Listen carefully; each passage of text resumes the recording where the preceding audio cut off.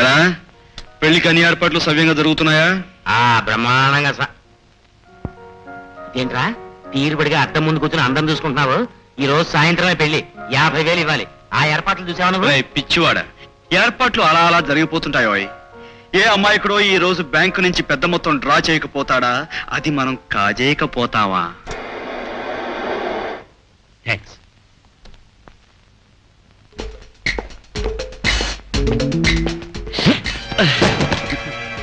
Sorry sir, తీసుకోండి.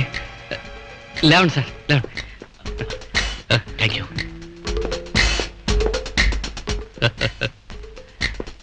Success.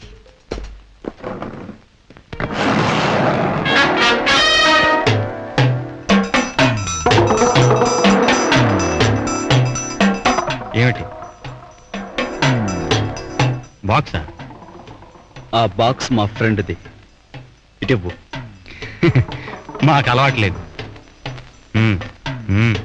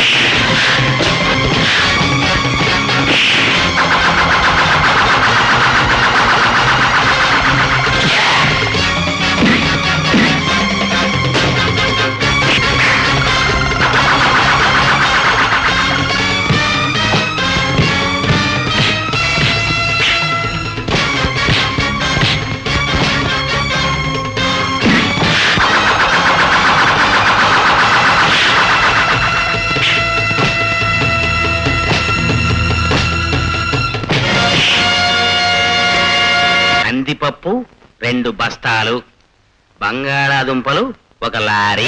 Idiot, 50,000 ఎక్కడి నుంచి తెస్తావురా? అల్లాడిపోయావు కదరా. అదిగో తీసుకో. ఎక్కడి నుంచి కొట్టుకొచ్చారా? అది మా ఊరికి సీక్రెట్. కరెక్ట్ గా 50,000 ఉన్నాయిరా. గురు, ఇన్కమ్ ట్యాక్స్ ఆఫీసర్ విశ్వనాథం గారి ఫోటో ఉందేంటి ఇందులో? గురు, ఆయనదే ఈ బాక్సు. ఇదిగో విజిటింగ్ కార్డు, ఫోటో. గురు, తాళిబొట్టు. ఇదంతా చూస్తుంటే ఇతను కూడా ఏదో పెళ్లి ఏర్పాట్లు చేస్తున్నట్టున్నాడే. గురు, గురు, ఎక్కడికి? ఈ డబ్బు విశ్వనాథ్కి ఇచ్చి చూస్తాను. మరి నీ చెల్లెలు పెళ్లి? నా చెల్లి పెళ్లి కోసం అతనికి ద్రోహం చేయలేనురా. అంత నిజాతిపరుడైన ఆఫీసర్ డబ్బు దొంగిలించడం పాపం కూడా కావచ్చు గురు, కానీ ఈ రాత్రికే మాలతి పెళ్లి. ఇప్పుడు నువ్వు ఈ డబ్బు చేస్తే మళ్ళీ ఎలా సంపాదిస్తావు? టైం కూడా లేదు. మాలత అసలే ఆవేశపడ్డాను, ఓసారి ఆత్మహత్య కూడా చేసుకోబోయింది. ఇప్పుడు ఈ పెళ్లి ఆగిపోయిందంటే మళ్ళీ ఏ అఘాయిత్యమో చేస్తుంది. నా మాట విను, ఈ రాత్రికి నీ చెల్లెలు పెళ్లి జరిగిపోతే రేపు ఎలాగోలా ఈ డబ్బు సంపాదించి తిరిగి ఇచ్చేయగల సమర్థుడు నువ్వు. అది కాదురా. రే ఇంకేం మాట్లాడకు, చెప్తుంటే అర్థం చేసుకోవేంటి?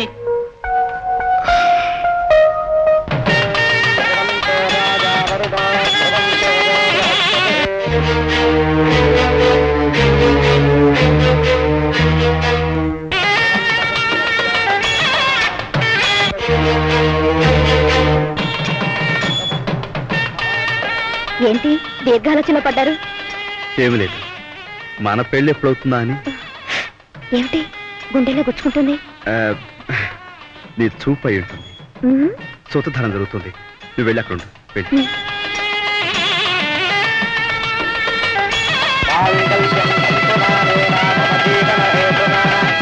మిత్రమా, ఎక్కడ మర్చిపోతానోనని గుండెల దగ్గర చేరి గుర్తు చేస్తున్నావా?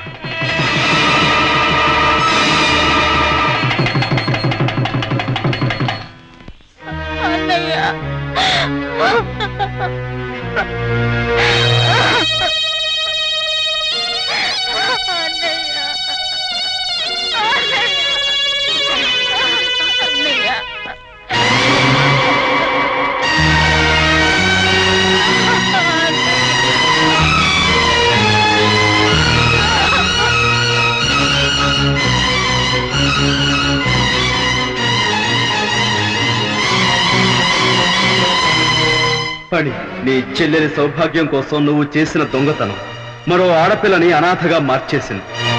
నీ చెల్లెలి మెడలో తాళిబొట్టు కోసం నువ్వు పడ్డ తాపత్రయం మరో వ్యక్తి మెడలో ఉరితాడుగా బిగిసిపోయింది. ఏం చేస్తే నీ పాపం తీరుతుంది? ఏం చేస్తే నీకు ప్రాయశ్చిత్తం మిగులుతుంది? నాలుగు నిప్పులాగా బతికాడు. నిజాయితీ కోసం తన ప్రాణాలే అర్పించాడు. పాపం ఆఖరికి దిక్కుమాల చావు చచ్చిపోయాడు. ఇంకేమనుకుంటే ఏముంది బాబు, అది ఆడపిల్ల. దానివల్ల ఏమవుతుంది?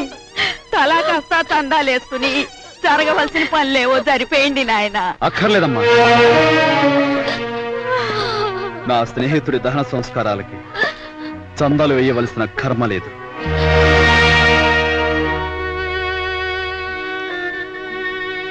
విశ్వనాథ్, నేను నీకెలా రుణపడి ఉన్నానో నీకు తెలుసు. ఆ రుణం తీర్చుకుందామని వచ్చే లోపలే నువ్వు వెళ్ళిపోయావు. జీవితాంతం మర్చిపోలేని శిక్ష నాకు వేశావు. నువ్వు నాకు చేసిన సహాయం నా చెల్లెలి కాపురాన్ని ఎలా నిలబెట్టిందో చెప్పుకుందామని వచ్చాను. కానీ నా మాటలు వినిపించినంత దూరం నువ్వు వెళ్ళిపోయావు. నీ చెల్లెలి పెళ్లికి కావలసిన డబ్బు నేను సిద్ధం చేస్తానని ఈ మంగళసూత్రం సాక్షిగా చెప్పడానికే వచ్చాను. అమ్మా, అన్నయ్య పోయాడని కన్నీళ్లు పెట్టదని నీకు చెప్పను. కానీ ఈ అన్నయ్య నీకు అండగా ఉంటాడని గుండె నిబ్బరం చేసుకోమని మాత్రం నీకు చెప్తున్నాను. విశ్వనాథ్, ఇన్నాళ్ళు దొంగతనం చేసి ఒకళ్ళకు సాయపడ్డానే కానీ ఎవరిని నష్టపరచలేదు. కానీ డబ్బు పోయిందన్న బాధతో నువ్వు ఆత్మహత్య చేసుకుని నన్ను నేరస్తుని చేశావు. ఆ నేరం నీ చెల్లెలి నుదుట కళ్యాణ తిలకం దిద్ది ఆమె కాళ్లకు పారాణి రాసిన రోజునే పోతుందని నాకు తెలుసు. ఆ బాధ్యత త్రికరణ శుద్ధిగా పూర్తి చేస్తానని నీ మీద ప్రమాణం చేసి చెప్తున్నాను.